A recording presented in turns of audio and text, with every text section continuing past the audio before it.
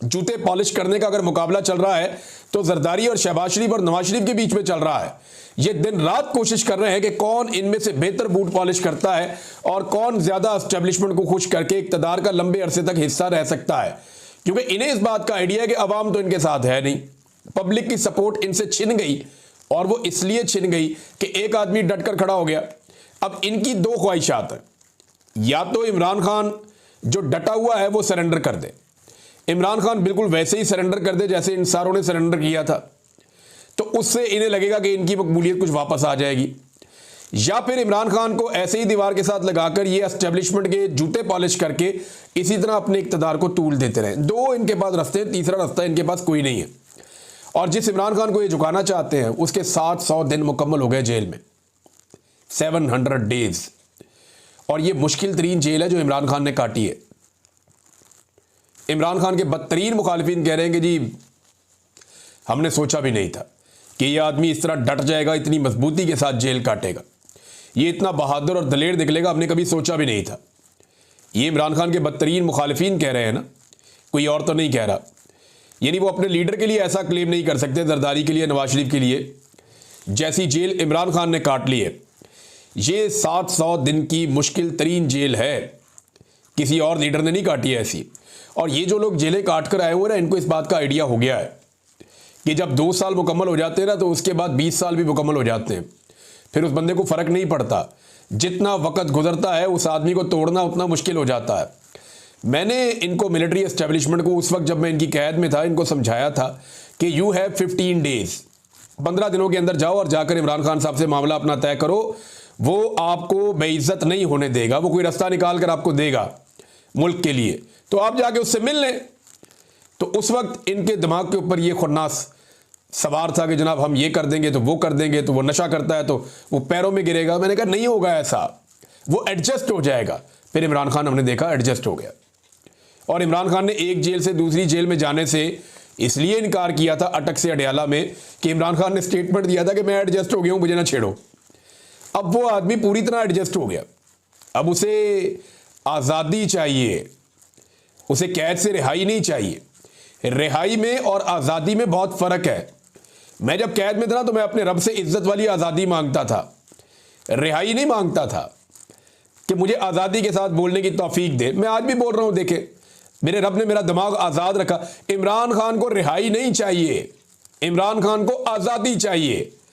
वो आज़ादी मांग रहा है और वो ये कहता है कि अगर मुझे कैद रखना है तो मैं इसके लिए राजी हूं, लेकिन गुलामी में मैं नहीं रह सकता, गुलामी में नहीं रहूंगा।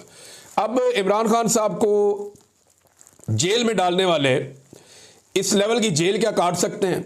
मैं सच बताऊं तो एस्टेब्लिशमेंट के जो करता धरता है सारे, या जितने भी मौजूदा लोग हैं, सारे रल के भी नहीं कर सकते। ये 7 दिन की जेल ऐसी नहीं काट सकते जैसी इमरान खान साहब ने 700 दिन की काट ली है। अभी भी होश के नाखून लें, इमरान खान से जाकर माफ़ी मांगें। पाकिस्तान के हालात जो है वो ख़राब होते जा रहे हैं। वज़ीरिस्तान के बाद खैबर में लोग निकले, वहाँ पे एक जरगा हुआ है, बहुत बड़ी तादाद में लोग इकट्ठे हुए, तस्वीर मेरे सामने मौजूद हैं। और मैं इन्हें देख रहा था कि ना सिर्फ इससे पहले यही मनाजिर हमने देखे वज़ीरिस्तान में, अब उसी तरह के मनाजिर हम खैबर में देख रहे हैं। लोग ड्रोन हमलों के खिलाफ बाहर आ गए हैं, लोग मुमकिन फौजी ऑपरेशन के खिलाफ निकल आए हैं, और लोगों को इस बात का आइडिया भी हो गया है कि फाटा को वापस अगर वफाक ले गया तो वो बड़ी तबाही फेरेगा, क्योंकि जो वफाक में जमातें बैठी हुई हैं वो तो जमातें ही नहीं है, उनके पास तो यहाँ का मैंडेट ही नहीं है, तो वो जमातें तो कर देगी एस्टेब्लिशमेंट के हवाले। और पाकिस्तान में जो भी चीज़ एस्टेब्लिशमेंट के हवाले हुई है उस चीज़ का बेड़ा गर्क ही हुआ है, उसका बचा कुछ नहीं। लिहाजा वहाँ पे भी मुमकिन फौजी ऑपरेशन के खिलाफ लोग निकल आए। और लोगों का कहना बड़ा सादा है, लोग एक ही बात कहते हैं, जनाब हमारे यहाँ पे मादनियात हैं, हमारे यहाँ पे कुदरती वसाइल हैं, उसके ऊपर पाकिस्तान की एस्टेब्लिशमेंट की और आलमी एस्टेब्लिशमेंट की नज़र है, तो इसलिए हमारे यहाँ पे दहशतगर्दी पहले भिजवाई जाती है, फिर ऑपरेशन करवाए जाते हैं, और इस बुनियाद के ऊपर हमें दीवार के साथ लगाया जाता है। ये वहाँ के लोगों का मौक़िफ़ है। मंजूर पश्तीन से पूछे, वो आपको यही बात बताएगा। खैबर पख्तूनख्वा के बहुत सारे अरकान असम्बली हैं जो इन इलाकों से ताल्लुक़ रखते हैं, उनसे पूछे, वो आपको यही बात बताएंगे। जो मकामी लोग हैं उनसे आप पूछें। मुझे इस्लामाबाद हाई कोर्ट में एक लॉयर मुझे आकर मिले, उनका ताल्लुक़ भी एक एजेंसी से था। एजेंसी मीन्स ये जो एजेंसीज वाले एरिया हैं, फाटा से था। उन्होंने मुझे आकर कहा जी हमारे इलाके में जो सबसे बड़ा हमारा दुश्मन है ना इमरान भाई, मैं आपको वो दिखाना चाहता हूँ। मैंने कहा जी दिखाएं दुश्मन। तो उन्होंने मुझे एक थैली दिखाई, उसके अंदर कुछ पत्थर और कुछ चीज़ें पड़ी हुई थी। उन्होंने कहा जी ये हमारा दुश्मन है, ये दुश्मन है हमारा। मैंने कहा यार हद हो गई, आपके वहाँ दहशतगर्दी हो रही है, आपके वहाँ ऑपरेशन की बातें हो रही हैं, आपके वहाँ पे बड़ी मुश्किल सूरत हाल है, और आप कह रहे हैं ये पत्थर के टुकड़े और ये चीज़ें आपके दुश्मन है। उन्होंने कहा जी ये वो मिनरल्स हैं जो हमारे इलाके से निकलते हैं और ये हैं हमारे दुश्मन। जब ये हमारे इलाके से निकलते हैं ना तो इन पे कब्जा करने के लिए एस्टेब्लिशमेंट जो है वो पर तोड़ती है। तो इन पर कब्जा करने के लिए एस्टेब्लिशमेंट जो है वो फैसला कर लेती है और फिर उस फैसले के लिए कुछ भी हो जाता है। यानी कभी तालिबान आ जाते हैं, कभी ऑपरेशन आ जाता है, कभी कुछ और आ जाता है। तो उस आदमी का सोचना ये था कि इन वसाइल पर कब्जा करने के लिए उनके इलाकों में बाय डिजाइन ऑपरेशन किए जाते हैं। गुट तालिबान की आपने सुनी होगी टर्मिनोलॉजी, बड़े लंबे अरसे से आप सुन रहे होंगे। अली अमीन गंडापुर ने आर्मी चीफ के सामने भी ये मामला उठाया कि यार बस कर दें अब गुट तालिबान वाला मामला। ये गुट तालिबान जो हैं ये अब जनूबी खैबर पख्तूनख्वा के अजला में मेन सड़कों पर रोज़ाना शाम को आ जाते हैं। DI खान से आने वाली जो CPAC रोड है उसके ऊपर आ जाते हैं, वहाँ पे आगे रोड बंद कर देते हैं, लोगों को लुटमार करते हैं। जो पहाड़पुर का इलाका है वहाँ पे इनकी अक्सरियत है। तो ये बड़ा जुल्म वाली सूरत हाल है और इसके खिलाफ अब खैबर पख्तूनख्वा की आवाम खुद से निकलना शुरू हो गई है। किसी पॉलिटिकल पार्टी का झंडा नहीं था, मुझे तो पासून वाले भी नज़र नहीं आए, उनके सफ़ेद झंडे होते हैं वो भी नहीं आए। लेकिन मंजूर पश्तीन से आप पूछिए, बाकी लोगों से आप पूछिए, वो यही कहते हैं कि हमारे लोगों का खून बहाया जाता है सिर्फ डॉलर कमाने के लिए और हमारी मादनियात और वसाइल पे कब्जा करने के लिए, दूसरी और कोई वजह नहीं है। और नाज़रीन, जो नवाज शरीफ के बारे में दावा किया जाता था ना, मैं एक स्टेटमेंट अभी देख रहा था नवाज शरीफ का दोबारा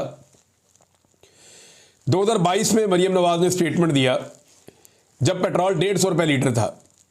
तो मरीम ने कहा पेट्रोल और डीजल की कीमतों पर नवाज शरीफ का दिल खून के आंसू रोता है। फिटे मुंह भाई, अब नवाज शरीफ का दिल नहीं रोता 350 रुपये लीटर पे।